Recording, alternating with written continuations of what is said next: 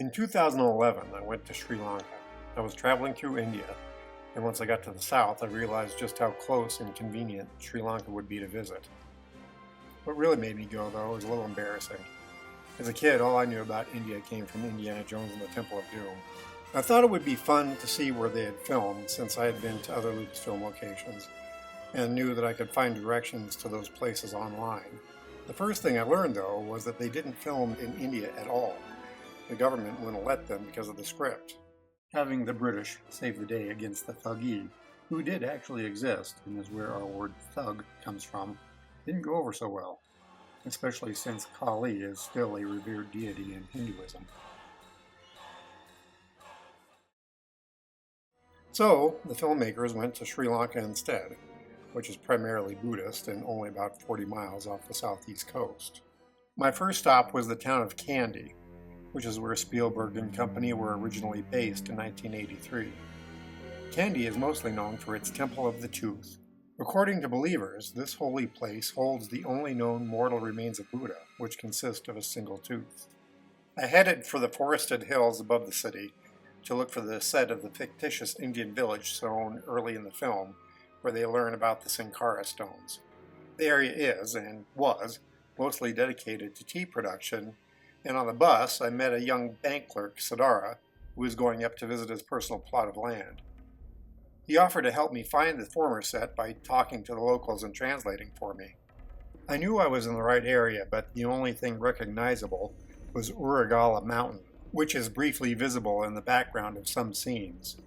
The village set, all vibrant and green at the end of the movie, was actually filmed first, and then all the vegetation was removed and burned to create the desolate introductory scene. In the nearly 30 years since, the jungle had reclaimed the area and it was almost unrecognizable. The main thing I was looking for was the boulder with the niche carved into it where the Shiva Lingam prop was kept. We looked everywhere and were about to give up, but there was one large boulder left, which I had avoided because it was so overgrown that I had to belly crawl through thorns to reach it. And there it was, larger than I remembered, but clearly carved out to make the altar for the movie prop. The next day I took off for the setting of the climatic finale of the movie. You know, where Indy yells, "Prepare to meet Kali in hell."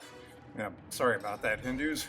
Before slicing the ropes that hold the bridge up they're all standing on. Well, in 1983, just upstream from where the movie was being shot, the hydroelectric dam was being built, and the filmmakers asked the British firm that was doing it to also build the rope bridge, which was actually made of steel cables.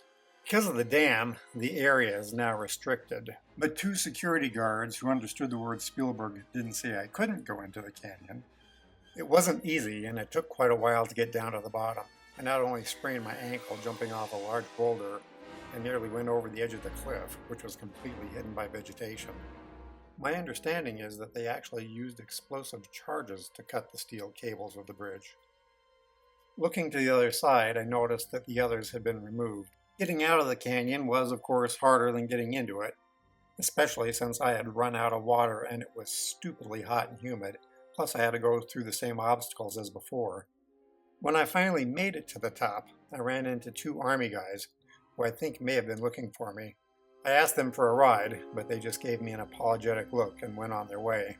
Luckily, I found a tuk-tuk driver, and he didn't stop at the guard station on the way out, so I didn't have to answer any questions where I had been for so long.